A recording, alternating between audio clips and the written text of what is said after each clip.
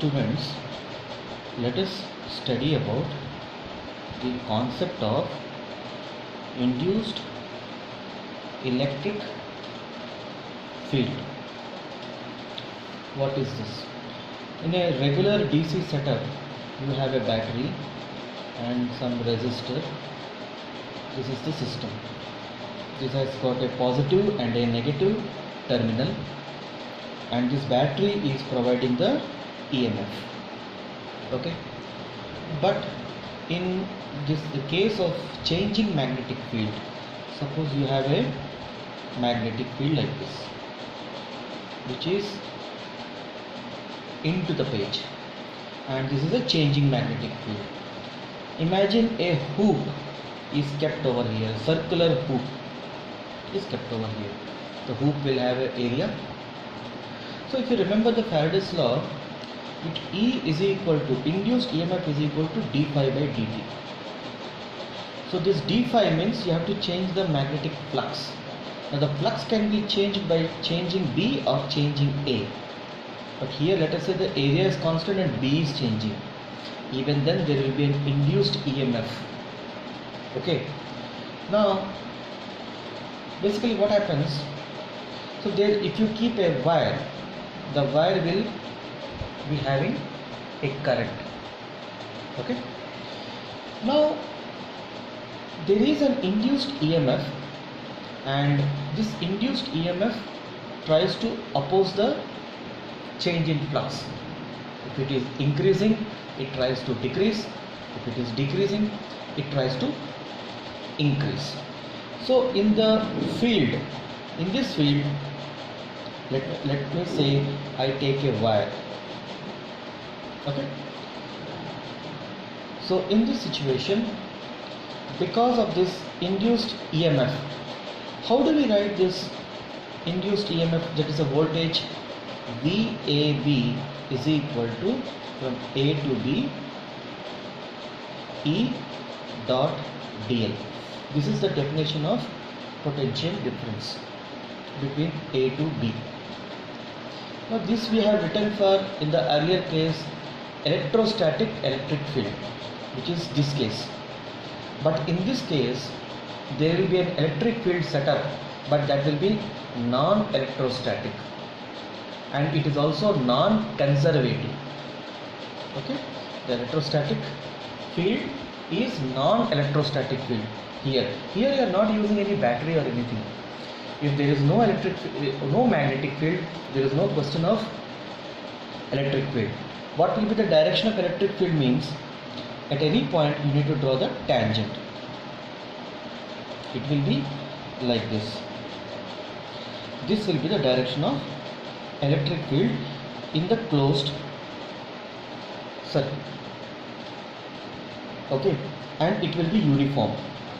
It is non-electrostatic because you don't need a battery for generation of this.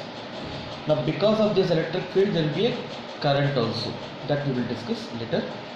Now we can write this E is equal to minus d phi by dt, but this E can be written as E dot dl, and it depends upon this E value will change where you are considering the loop.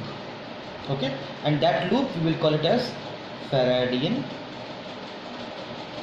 loop. Okay, the outer boundary, let us say, is capital R, and the ring what I have taken is of radius r, small r. So E dot dl is equal to minus d phi by dt. But here the electric field and the displacement both are parallel to each other, both are in the same direction. So this dot product will be converted into simple multiplication. E dl is equal to d phi by dt. So this is the expression we can consider. But this electric field is not a electrostatic electric field, it is a induced electric field because of the changing flux. The flux is changing because the magnetic field is changing. Even though the loop which you have considered is neither rotated nor the area is changing, but the B value is a function of time. Okay, so this is the concept of induced electric field. So we can find out this induced EMF. We can take a simple example. Let us say there is a situation like this, and you have a ring of radius small r. This B value is a function of time.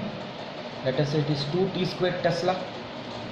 Okay, and we would like to find out the value of induced EMF. Okay, and induced EMF E is equal to d phi by, I am calculating only the magnitude, so I need to differentiate the flux. Flux means B multiplied by area. Which area I need to take? This circular area. Okay, so this will be d by dt of B multiplied by pi r square, or d by dt of B is 2t square into pi r square. Pi r square is a constant, pull it out, 2 is a constant, d by dt of t square, which is 2t, so this will be 4 pi r square t. So E, you can see, is dependent on the time. With the change of time, E value is changing. Okay, we can find out like this. Now the question arises, can we find out the value of E? So here this E can be written as integration of E dot dl. Okay, so let us see what will be the value of E. Let us say the same magnetic field is there, and I draw the outermost boundary of this loop. This is the outermost boundary. This is the loop we have considered, maybe a wire or something like that. This outermost maximum limit, let us say it is R, and we want to find out what is the value of E. See, in the earlier case also, if I take this, my E direction will be like this. E will be constant in this circle. If I consider a point here, the E value will change. If I consider a point here, the E value will change. But in the Faradian loop which I considered there, the E value remains a constant value. Now we are trying to find out that value of electric field. Let us say this R is the outer boundary of that magnetic field, maximum boundary of the changing magnetic field, and I take a point somewhere outside, and now I call this as my small r.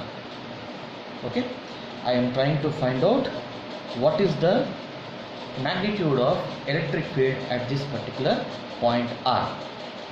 Now how do I find out? Means we know that E is equal to d phi by dt. So in this case, let us say we take a general case, the magnitude of B, we are not, this is a particular case. I am saying that the magnetic field is B, so d by dt of B multiplied by the area. Okay, so here which area I need to put? See, you are trying to find out the electric field here, but the magnetic field is maximum influence is in the ring only. So what is the area of that maximum influence area? It will be pi r square. So it will be d by dt B multiplied by pi r square. So pi r square is constant, bring it out, pi r square into dB by dt. This is the value of E. But what is E? E is equal to close integral E dot dl. This we have seen that it becomes E dl because both E and dl are parallel. So if E for this Faradian loop is constant, you can bring it out. You can write it as E integration of under the closed boundary integration of dl. What it will lead? It will lead me the perimeter of this Faradian loop. Okay, because I'm trying to find here. So it is E into 2 pi r. So this and this will be equal. I'm writing it here. E multiplied by 2 pi r is equal to, we have got the expression pi r square dB by dt. So pi cancels out. E is equal to r square dB by dt divided by 2r. This is the general expression to calculate the magnitude of electric field. R is constant, and this by small r, actually this E value is changing. So if I take a point here, I take a point here, I take a point here, the value here will be less than this point, and the value here will be less than this point. It is observed that inside the value, when you go outside the ring, the value drops. Okay, so from here to here, let us say you are studying this zone 0 to r and then r to infinity. 0 to r there will be a rise, and r to infinity there will be a drop. So from here to here the value will be increasing until it reaches a maximum, and from there onwards there is a drop. This is the pattern in which the electric field intensity or magnitude changes. Okay, and this type of electric field is the induced electric field. Now in this whole scenario, what is basically happening means there is a change in flux. This change in flux is giving rise to induced EMF.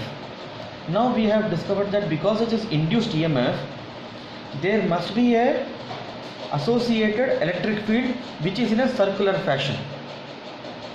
If there is an electric field, there must be this induced EMF is again giving rise to a circular patterned electric field, which we are calling as induced electric field. If there is no change in flux, there is no induced EMF, there is no question of induced electric field. This induced electric field will be giving rise to a current, which will also be in the circular pattern. So if you take a point, if this is the magnetic field, you will see a current induced in the circular pattern. Now that current is called eddy current.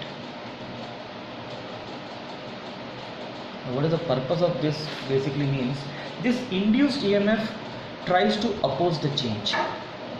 Okay, it is like this. There is a coil and you try to bring a south north pole magnet near it. The magnetic field lines will be affecting the coil. Initially there was no flux. When you try to bring the magnet close to it, the magnetic field lines will increase. There will be an induced EMF in this. This induced EMF will try to oppose the motion. There will be a current also in the ring, and this induced EMF will try to oppose the motion of the magnet. Now see here, if there is a induced EMF, and because of induced EMF we are saying that there is a current developed, there will be a current flowing in this. If there is a current flowing in that, any current flowing conductor will have a magnetic field all around it. Now that magnetic field will try to oppose the motion of this magnetic field. That means this loop, when it tries to behave like a magnet, it will have its own north and south pole. So it will have its own polarity. When you try to bring the north pole towards the coil, the polarity of this coil will be such that the north will be this side and the south will be the other side. North repulsion will be there. Okay, it sounds very confusing. Let us again hear it clearly. You try to bring the magnet close to the coil, there will be an induced EMF in this. This induced EMF will try to oppose the motion. Because of induced EMF, there will be a current also induced in that. There will be a current produced. This will be carrying some current also. Now, if it is current carrying wire, it will have its own magnetic field. This we have seen earlier. That magnetic field will try to oppose the motion of this magnet. How? By adjusting its own polarity in such a way that the near end will start behaving like a north pole and the far end will behave like a south pole.